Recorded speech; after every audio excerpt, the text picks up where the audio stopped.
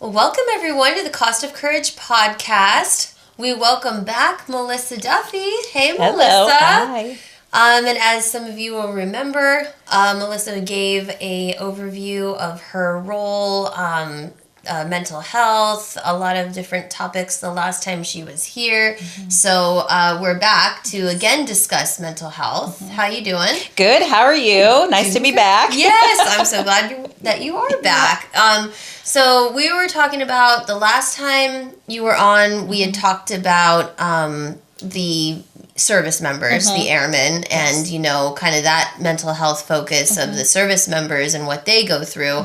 So this time we wanted to talk about families. Yes. So if you wanted to just kind of kick things off in terms of, you know, what families endure, especially, you know, through deployments, through their loved one being in the military, what are some of the stressors that you come across in terms of the family members and dependents? Yeah, absolutely. I mean, I think that you normally obviously always have those, the common stressors, right? So if somebody's on deployment, now the roles and responsibilities fall basically on you as a single parent, if you're a parent. But then you also are worrying about the deployment. Even if we know they're not going to a combat area or something, you still are worried about what's going on, how they're doing over there. And so that could be for anybody, right? Brothers, sisters, daughters, sons. It kind of runs the gamut of all of that. Finances are always a huge concern for our service members, right? Across the DoD. And, you know, cost of living keeps going up and all of that stuff. So that's always a struggle. You know, in particular for guard members, whether it's Army or Air, we always have a hard time with like insurance if they are in a drill status.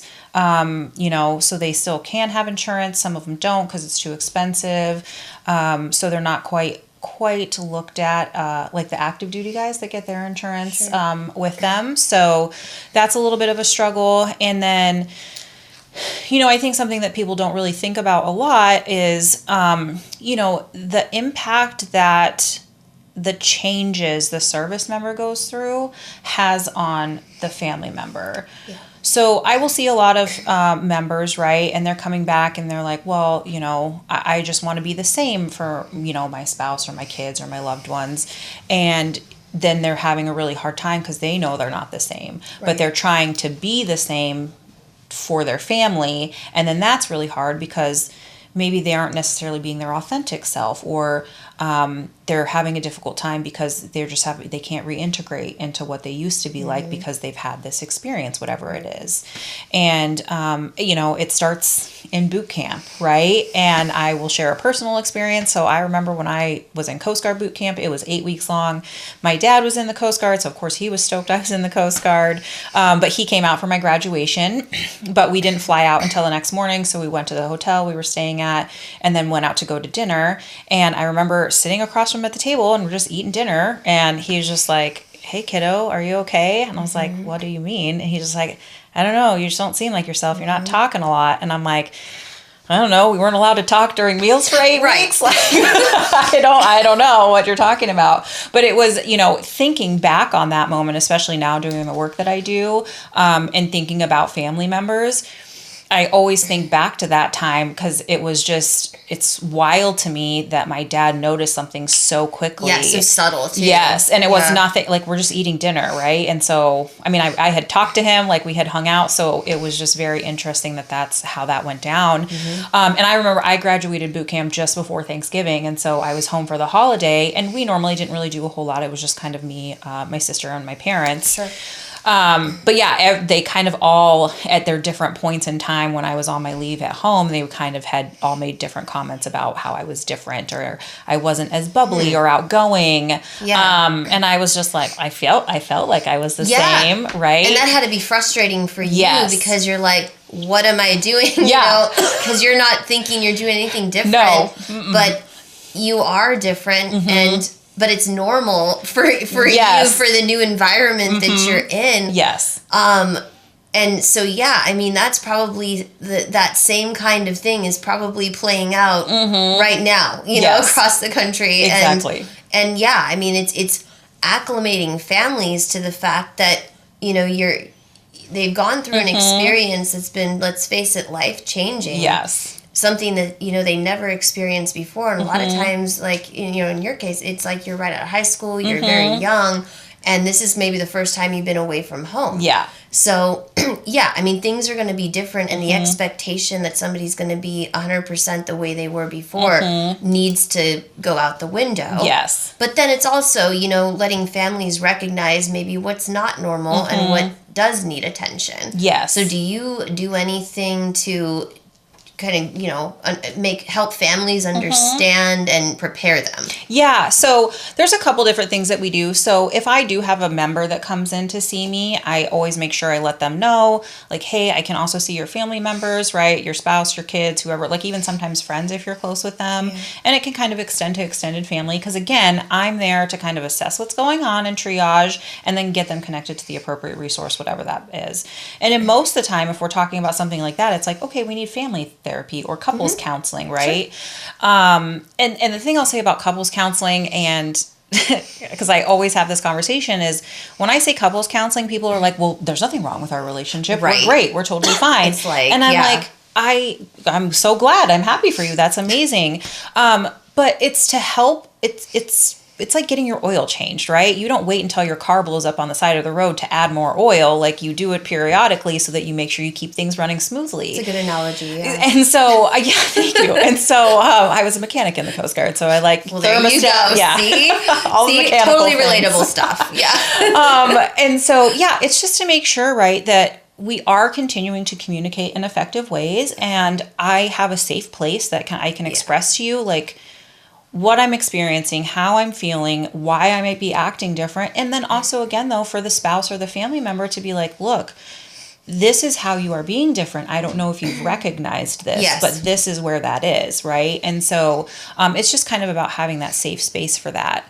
And then the other piece of this too, so we obviously do pre-deployment briefs, and then so that most of the time we will get we do have like a spousal call, so they can call in and, I let them know who I am and that I can be available to them for that kind of stuff. I do, if we do have like a family day or anything like that, I make sure that like I get up and say hi to everyone, and I tell them about the Wing app, and I'm like, hey, you guys can access me here or call me or email me.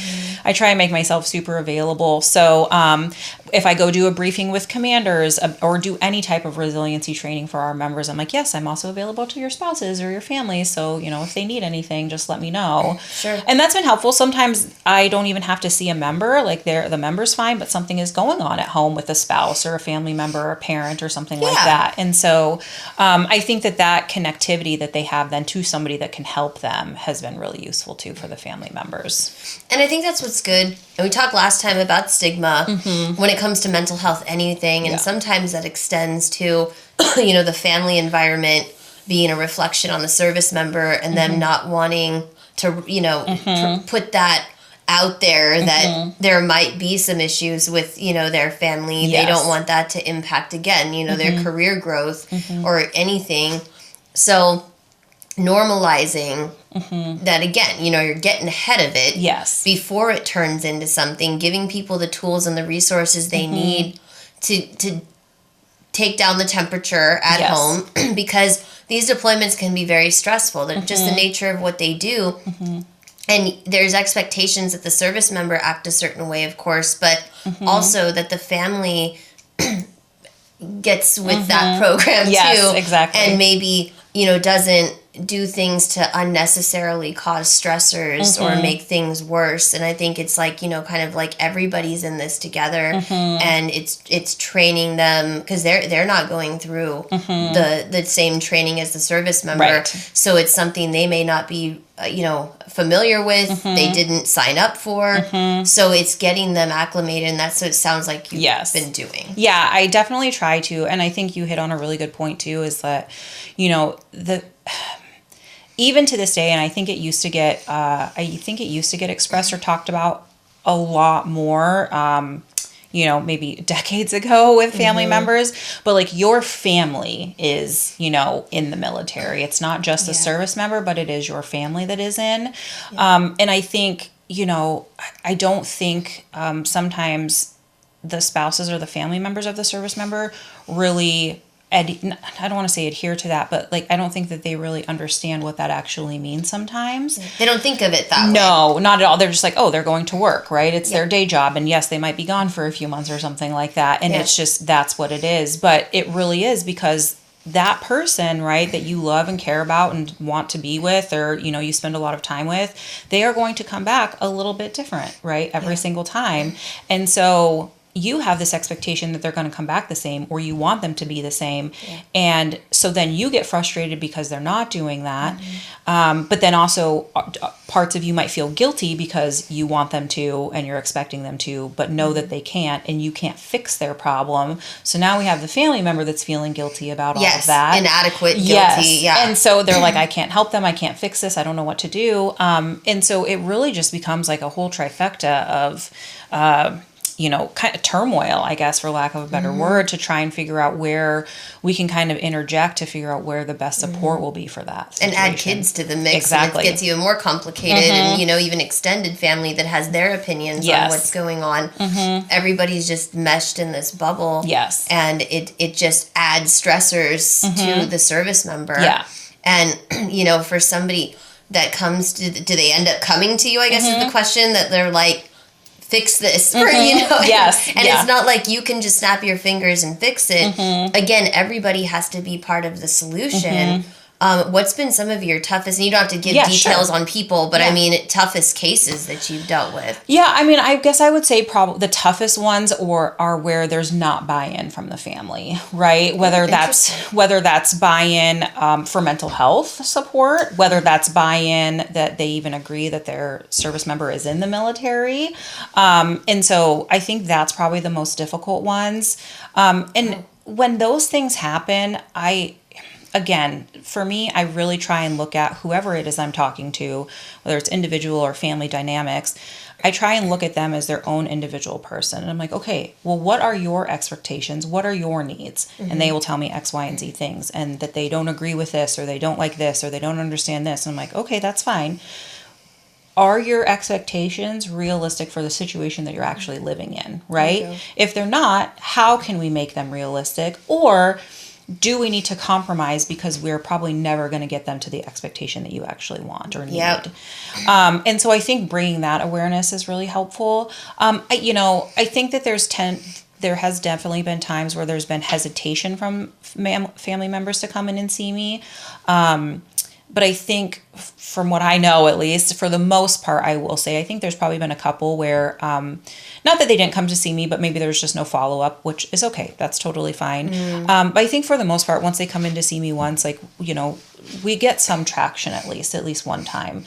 More often than not, I can refer them to another resource and they take it. I would say, if I refer them to another resource and they take it, that's probably around, I would say 75% of the time, which is well, that good. makes sense. And we talked about the limitations of your licensing and everything last time. So So I think that's pretty good. But I just think that there's this, we do spend so much time focusing on the service member, which we need to because they're the one that's out there performing, right? But then what is the support or lack thereof that they are getting at home? But then also, what is the support or lack thereof for the family members that are supporting the service members when they're at home or not at home? And so I do think that they often kind of get forgotten about, and I definitely will say probably like with different branches or different units, active duty side, they definitely have like a more tight, cohesive network for family groups and stuff like that. I think the Guard is definitely a little bit of a specialized area for stuff like that. But we have the past 2 years that I've been there, we've really been trying to reestablish our spousal network and keeping people connected.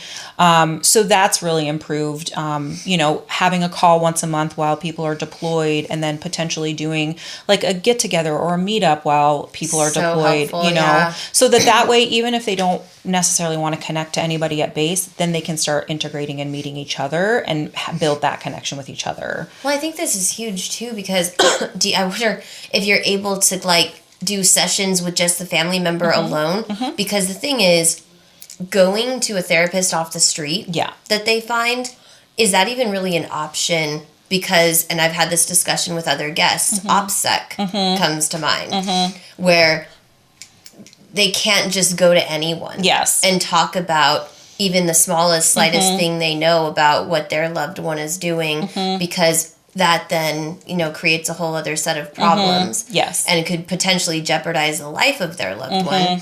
So, I mean, it's kind of like, keeping these things in a tight-knit space. Yes. So them coming to you for like that individual therapy, that sounds like that's an option for them, instead of just, the marriage counseling that you typically everybody's involved and it's like pointing fingers. It's not you. It's, it's me. Yeah, exactly. So, yes.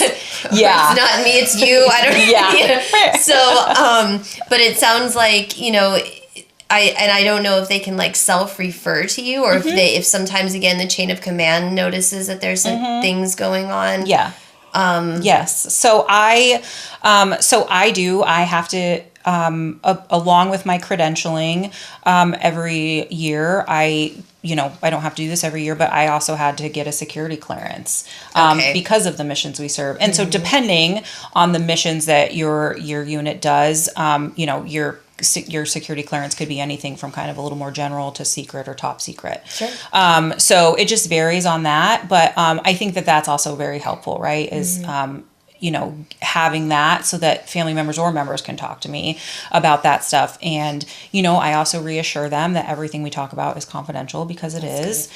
And so, family members can absolutely self-refer to me. So, most of the time, if people are, when our members are getting ready to deploy, I think this past year we made goodie bags for spouses and stuff. Oh, and cool. I put my card in there, and I put a flyer in there and a brochure in there and all kinds of little stuff. Because if their spouse or whoever is, deployed and they're like, I feel so separated, especially our base is not like a normal base. We don't live on base necessarily, right? And so we have a lot of people we're not co-located. We have people in Southern California, we have people in different states, we have people in more Northern California.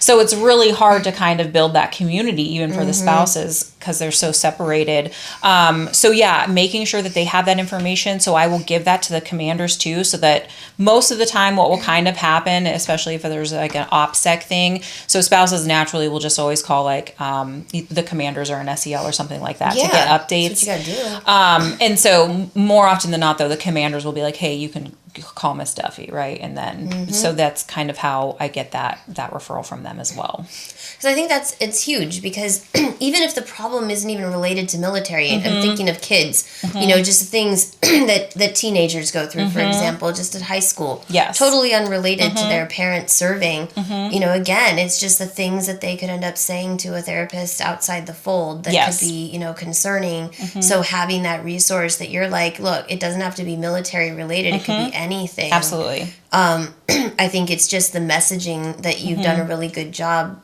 of telling families, hey, I'm here for you. And I think it's great, whatever setting you can get into, the Mellisa goodie bag, whatever, and pop up at like every event so that it normalizes seeing you. Yeah. And, that's, again, about the building trust, because we talked last time about, the service members building that trust with them, but it's the families too, because they're so far removed. They're not there every day. Right. They're not part of a cohesive unit necessarily. And to your point, they're not hanging out together all the time. So they're like another layer that's probably even harder for you to get to. Yes, absolutely. Because, I definitely don't know them all, right? I will say, because you brought up the kiddos too. So, we always get like swag items, we'll say, of different kinds of things. And so, and people at work love them, but then I do have them and they grab them for their kids. But on a majority of those things, it's my contact information. So like if a kid like gets a little stress squishy taco ball, right now my information's it's on right there. Because I've dealt with things, where they've had friends that maybe have had a suicide attempt or something, and they didn't know who they wanted to talk about it to, and their parents knew, but they didn't really want to talk to their parents about it. I've had bullying things come up with kids. There's a whole lot of stuff, that I want to be there to support and help get them connected. And I will get parents, right, that reach out and say, hey, my kid is going through this. Do you have any resources for them, or can they come talk to you? And I'm like, yeah, they can come talk to me. And again, if they don't want to, totally fine. Let's get them to where they need to go and they feel comfortable. Yeah. So I think that's been really, really helpful too. And I mean, and that's kids from, oh gosh, I think the youngest was probably like 5th grade up until I've probably had like a 21-year-old, 22-year-old. That's crazy. See, and I mean, no matter how old they get, it's like you're still there. Yeah. And I know generations have changed. Yes. You know, social media has complicated things. Yeah. But, I mean, it sounds like you had experience as a kid, you know, with your parent being, you know, in the service. And then you... So, how much of this do you pull from when you were a kid and, you know, what you would have liked to have seen and had in resources, or just what you experienced, being able to relate to these kids? Because while things are different, I'm sure a lot is still the same in terms of, you know, missing your loved one, wondering where they are, what's going on, and, you know, that those kinds of things just seem to probably be standard across the board. So how much of your experience growing up yourself, you know, plays into how you treat families? Yeah, absolutely. So luckily, my dad, he actually ended up getting out of the service when my mom was pregnant with me. So oh, good. So you didn't have I didn't have to experience that really, which is, yes, obviously a really nice benefit. But my dad, so my grandpa was also in the Navy, and so they experienced that a little bit, right? There you go, so somewhere in the family line, it kind of, somebody's experienced it at some point, right? And it trickles down. It really does. Yeah. They process things. You know, I think the thing to think about too is kids are very resilient, right? And they just naturally are. You know, and I think something to really think about with them is they get used to normalizing that parent not being there. And so then it is an adjustment sometimes to figure out how to reintegrate, you know, mom or dad back into the fold if they've not been there, because it's normal for them to not be there. But then there is that aspect of like, I wish my parent was here more. I want them around more. Yeah. And so they really have this weird duality of how they're feeling about it, especially growing up at such like a tender age, right? Between, you know, elementary school, middle school, high school, of how they're feeling about that. And, so, you know, I think again, just trying to offer that support. And I think, you know, for schools now, a lot of them, not all of them, but a lot of them are kind of gearing towards having social workers at schools for therapy and stuff. So I think that's very beneficial. But again, if you're talking about an area that we live in, and not even just for the Guard, but even for an active duty, most of the schools on bases have been shutting down. So now kids are going to schools in the community again. Which makes it more difficult because they're not going to be able to relate to their peer group. Right. Let's face it, you know, a lot of the population has never served and isn't serving right now. Yeah. And so teachers might not understand why, you know, Billy is so sad today because, you know, we saw on the news this weird thing that happened where my dad was located. So I think that's something newer to the fold too, is that, you know, some places there's not those schools anymore. So, you know, we're just kind of spreading people out more and more. And so then again, now we don't have kids that can relate to each other. And it's just kind of a little bit more isolating, I think, for the kids and the parents that are still at home, or the families that are still at home. Well, it's true. And I mean, it's part of their developmental makeup, you know, that they're forming attachment styles and stuff right now. And this is my basic knowledge of psych. But I mean, right, you know, when they're younger, it's like, teachers may misinterpret what, you know, the acting out is about. And that's the thing, is where you don't want somebody weighing in who might not have the credentials and the frame of reference. And that's where I'm a big advocate for keeping things in-house, if you will. Yeah. Because it's just probably more effective to have Mellisa handle a case than... oh, I found this therapist. Not that, you know, all therapists don't have their strengths. Sure, of course. But it might just not be the right fit because that therapist may not have ever had any experience with the military or in the military. And frankly, you know, probably shouldn't be brought into the fold just again for OPSEC reasons. So, yeah, I mean, it's I think important that, you know, you stay involved and stay in the forefront of these situations. And I'm sure your success rate for at least, you know, triaging the situation and getting them to a trusted partner if need be is, is a pretty good one. Yeah, it is. Luckily, thank goodness. And that's, I think that's the biggest blessing and thing that I will say is, again, if somebody doesn't want to come talk to me, whether it's the family member or the kid, I do have a very great network, and I'm still always kind of trying to expand on it. But there are some really wonderful military resources out there that I trust because I've gotten really good feedback from other people that I've already referred to them about their programs. And so, that's Charlie Behavioral Health. We have the Star Behavioral Health Network that they give specialized tiered training to private practice therapists. Oh, that's good. And then they're a part of this whole network, so somebody can just go on and look up their area and see who offers it to military, and they have that specialized training to work with military. Vet centers, again, sometimes they do have family counseling, or they do some of them, depending on licensing and credentialing, they will have therapists that do work with kids and children.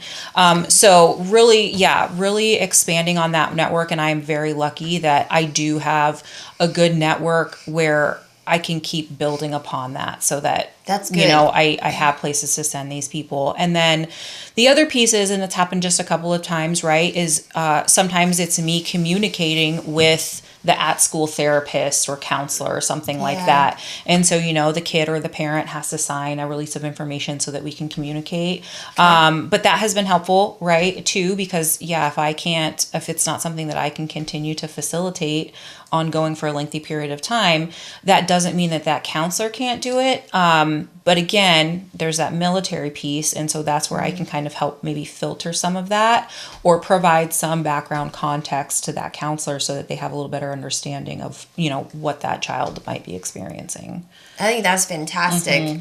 And in the last episode, we talked about how trauma, could have happened decades ago, 3 months ago, whatever. How do you, I guess the question would be, what trends have you noticed, that these wars have ended for, Iraq, Afghanistan, for the most part. Sure, yeah. I mean, we're still very much present around the world, but it's, what have you noticed, in terms of the families and how, they're reacting now, how their service member or veteran at this point, has handling what they went through, and how that's impacting the families. Are people kind of coming back to you? Because you worked at vet centers, VAs, you've had patients before your current role. So are people kind of coming back to you? And we talked about this in the last one, where it's like, you'll see me in 10 years. Yes, exactly, have you had those situations where it's the families that are like, hey, something's going on and I don't know what else to do, and they're out now, what can you please help me? And it's like happening. What you said would happen is happening. Yeah, absolutely. And, I think that's where, the big VA and vet centers, right, they are doing a much better job now of not just addressing veterans, but also the family members, to try and get that awareness out there in all kinds of different ways. The one kind of sticky thing that we tend to run into at the VA or something like a vet center is we will get a family member that calls and they're like, hey, can you help? Like, this is what's going on. And I've had it, like my son or daughter is addicted and they're living on the street and they're doing this thing and that thing, and they served and they were deployed and they were in combat. And I'm like, okay, can you have, like, we have to talk to the member. The member has to present to us. And so that can be very difficult, right? If the member's not willing, they don't want to.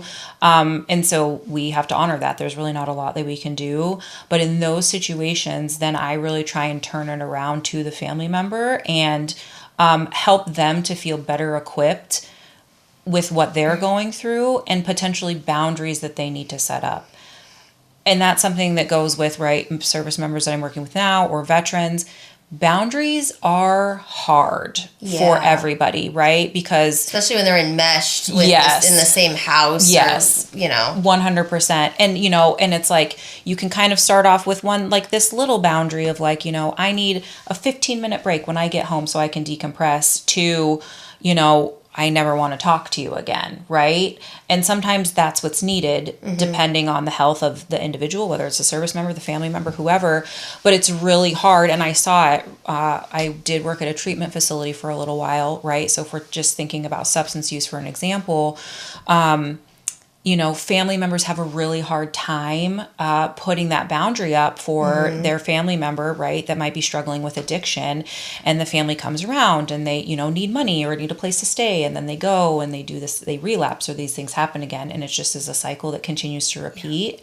But the family member is like, I want to be supportive. I want to help. I don't want them to struggle or live on the street and all of these things. Yeah. Of course, we're coming from a good place. Right, 100%. Sure. Yeah. But it's like, at what point do you start caring about yourself too, right? And like protecting what you are trying to do. That's right. And so that's really hard for people to recognize. And so I try and always spin something like that around back on the person that's calling me, the family member, because it really is like, if you can actually take care of yourself, and sometimes it is that drawing that hard boundary line, the better off it will be, because hopefully, not always, I mean, I have seen it work quite a few times, where the example that you are setting, creating this boundary for yourself now, the person that you're setting it for sees that, and they might be mad and angry about it, right? And they're like not happy about it. But I have seen it where it's like triggered something in them to be like, oh, like, okay, I need to have my own boundaries, or maybe I do need this help, or they're not being enabled anymore. Right, exactly. So they kind of have to really kind of internalize and look at themselves to see, what it is that they maybe need to correct. And right, family dynamics. So, I have seen it where everybody's guilty or not helpful to each other. You know what I mean? And so and so we have to really kind of look at that whole family dynamic. But, for my members now, and I say this because we're in, it's like we're the air guard. And so we all fly.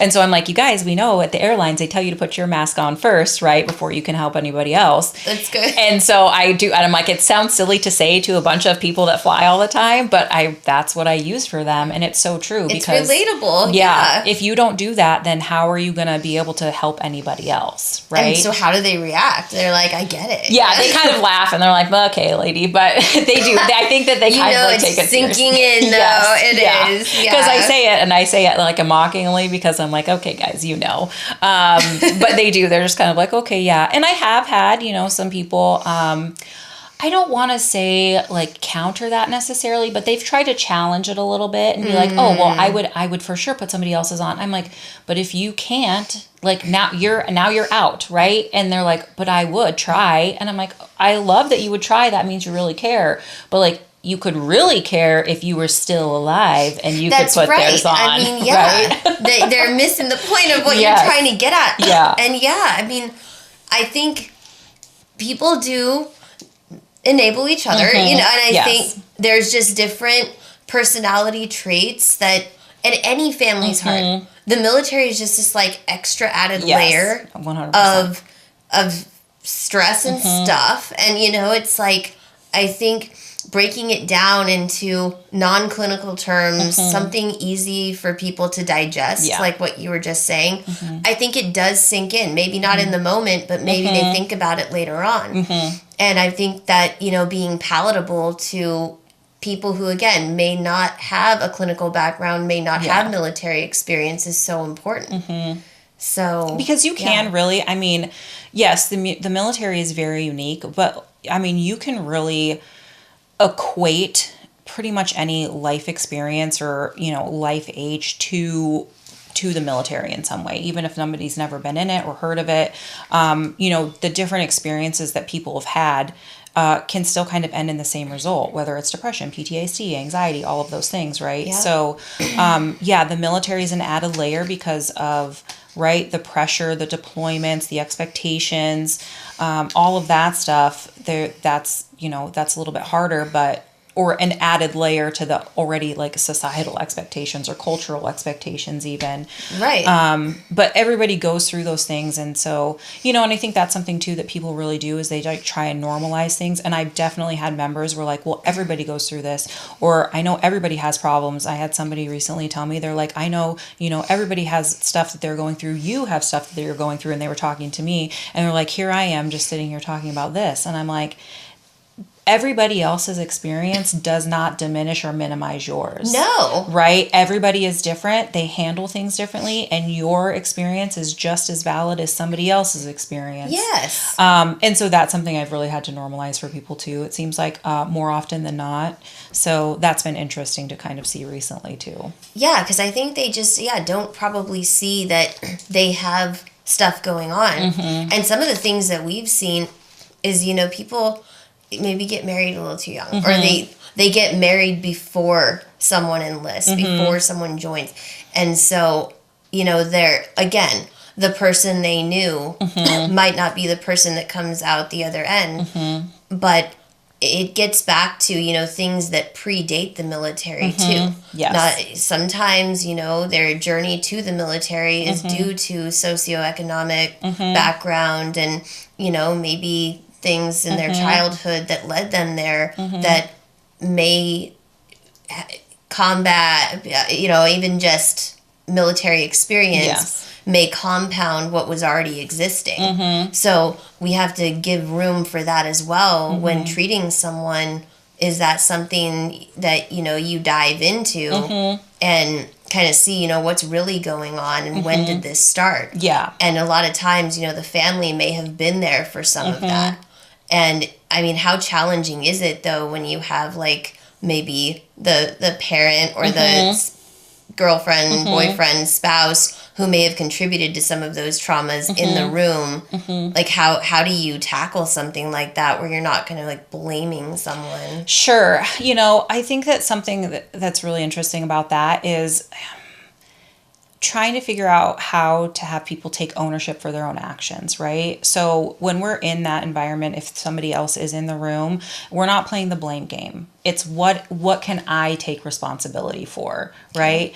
And so it might start off, well, I can take, just as was really benign, but like I take responsibility for not taking out the trash. But that doesn't mean, right, that their response to that shouldn't have been this big thing. Right. Kind of, you know what I mean? And so, but if we can start with, right, like, okay, you didn't take out the trash. Well, why didn't you take out the trash, right? And so like starting to peel back that layer, the onion layer of why, like why are you claiming that responsibility then? And if they just don't claim any responsibility, then just, it's just more, again, I just talk to them and continue to peel that onion and figure out where we're coming from. Because it's interesting, right, too, that you said, and I wanted to bring up, is that military members, and we're talking about the reasons maybe they joined the military is things that they went through childhood or, growing up and all that stuff. So what is these childhood traumas? What about the spouse's childhood traumas? Good point. Right? Yeah. And so sometimes it's not the member necessarily that has that, but it is the spouse that has that stuff. And so then now we're taking away the family, like the service member, and they're getting deployed, and is there abandonment things from the, so there are so many layers and components to it all. And it really just is, I mean, for me, it's about giving them that safe space where they can come and communicate, and I can listen and just, again, like listen to their word choices and pick up on the things that they say. Yes. So that then I can ask, well, why did you say that word? Right? Yes. Like, or a big thing too is like, I have them define a word, right? So if they like, well, I want a safe environment. Well, what does safe mean to you? Of course, there's the Webster's Dictionary of what that means. Yeah, but what does it personally mean and look like to you? Exactly. And it's because it's different for everybody. Yep. So if we have families that are, have two different definitions of what safe is, well, we are struggling already. Well, for sure. And I love that you brought up that it's like everybody in the family has their own stuff going on. Yeah. And, everyone's approaching things differently. And people may think, why are we talking about taking out trash? Yes. But I'm thinking about a couple of episodes ago where we focused on domestic violence. It could be the smallest thing that just, it's like a powder keg. Yes. And you just never know what the trigger is going to be. And again, it's like getting ahead of it and preventing things and seeing the signs before, you know, it gets to the point where it's even more than you can deal with. Yeah. So, I mean, it's good that you're kind of like in these sessions trying to pick up on things and you're leaving notes for the next person, you know, what to look for. Yes. And it's just, it's normalizing it. And the message to everyone here is that it's normal, you know, and it's 100%. Something that it's brave to address it again before it turns into something worse. But it's like you said, everybody's kind of responsible for themselves when it comes to therapy. And, you know, you will get there, but it takes time. It's not going to happen in one session. No. It's consistency. Yes, absolutely. And, you know, and you said this, so here's an example of my picking up words, right? So it's normal, right? So I try not use the word normal just because is so...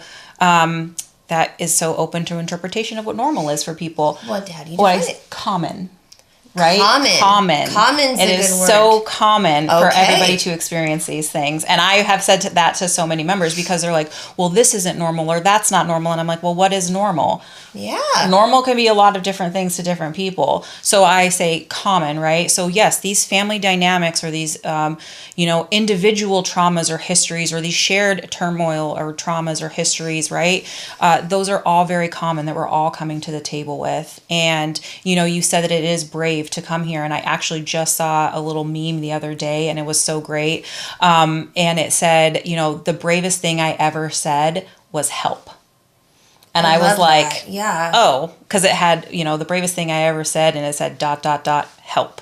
And I was like, oh, okay, I need to blow that up and like. I know, you need to put it on your wall. Yeah, exactly. Like I need a plane to fly by. With yes, for sure. So everybody can see it. But see, I mean, this is what I'm glad we're having this conversation because it's like words really matter. They do. And you don't know, again, you know, what it means to different people. Yeah, exactly. They're so powerful. And again, we've just gotten so lazy with them. We don't speak like we did, you know, in the 1800s in England. Right. It's great. I wish we did. It would sound wonderful, but we just don't have the time for that. Right. And if you think about it, like we're all using like, you know, what you doing? It's like YWD now. Like, and so we're just really taking shortcuts. But then again, like, how are we actually acknowledging or knowing what we feel if we're taking so many shortcuts with like verbalizing that?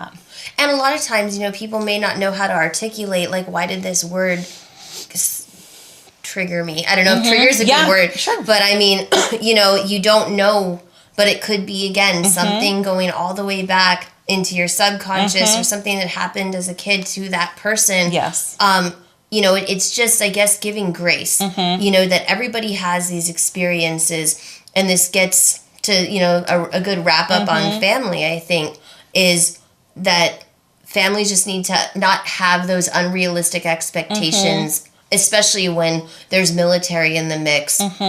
It changes people inevitably, and leaving room for getting to know your loved one as they are now. Yes. Not, you know, trying to get back to a former self, because that people change every day anyway. So we're always growing and evolving. We're always growing. Nobody's going to be the same person they were a year ago, 5 years ago. So it's evolving together and leaving room for that, and understanding that your loved one may just need a little bit more support, just like they're supporting you, trying to be strong for you. You need to be strong for them. And I think you're giving people really good tools to be able to do that. Hopefully, yeah. And I mean, the more the merrier that we can have come in. Sorry, something just fell on the set. So yeah. No, we are so grateful to you, Thank Mellisa. you, yeah. I just really appreciate you being here. I love being here. It's great. Yeah, and no, you have been such a wealth of information for families and, you know, and for the service members. So I appreciate you sticking with us for two episodes. Anytime, I love it. So, and we'd love to have you back because I think this is such an important topic.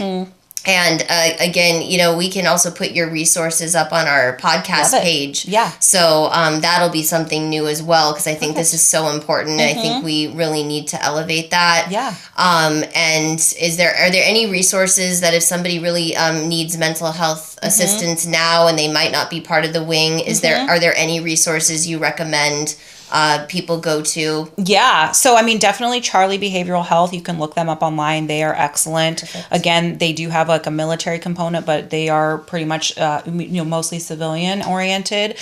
So that would be great. And then, I know there's the military crisis lifeline, or the veterans crisis line. So that is just the suicide hotline. It's the same thing. The one thing I love to stress to everybody about that is you do not have to be in active crisis to use that number. If you are feeling overwhelmed and you just are feeling depressed or anxious, you can absolutely 100% always call those lines. Okay. They are not there just for crisis. They are there to listen to you. And then again, kind of like what I do, is be able to direct you to where you need to go. And then of course, if you look up in your county, most counties will have like the hotlines for, a 24/7 behavioral health line. Or something like that. 211 is always really helpful if you call them, because they can get you connected to your local community resources too. But yeah, those are kind of probably the big ones that I think most people will have access to all of the time. And that I know have been beneficial for people that I've referred to. That's awesome. Yeah. Thank you so much. And we will put all these on the screen, but also on our page. Wonderful. And we always just want to end with thanking military families. Yes. And we just are so grateful to all of you, everybody, the families who serve alongside their loved one, their service member. We acknowledge you. You're always in our heart, just like everyone who serves and sacrifices. And we just appreciate everybody tuning in. Thank you again, Mellisa. Yes, thank you. And we hope you all join us the next time. And again, like and subscribe if you want more of this content. Yeah. And Mellisa, we can't wait to have you back. Can't wait to come back. Thank you much. Bye. We wanted to let everyone know that our 12-year anniversary Tribute to Service Gala is coming up on Saturday, November 7th, 2026. It'll be at 5 p.m. at the Hyatt Regency in Santa Clara. Our special guest and MC is Jessica Aguirre, NBC Bay Area news anchor. It'll be a semi-formal event. All of the details are on our website, and the proceeds from our annual fundraiser, this Tribute to Service Gala, is going to support veterans and military families who are struggling with food insecurity. And as always, we are an all-volunteer organization, so 98% of all donations go directly to those in need. For information, please visit thecostofcouragefoundation.org and go to our Tribute to Service Gala page. Thank you, everyone. Thank you for watching the Cost of Courage podcast. For more on the foundation, please visit our website, thecostofcouragefoundation.org. And don't forget to like and subscribe. Thank you.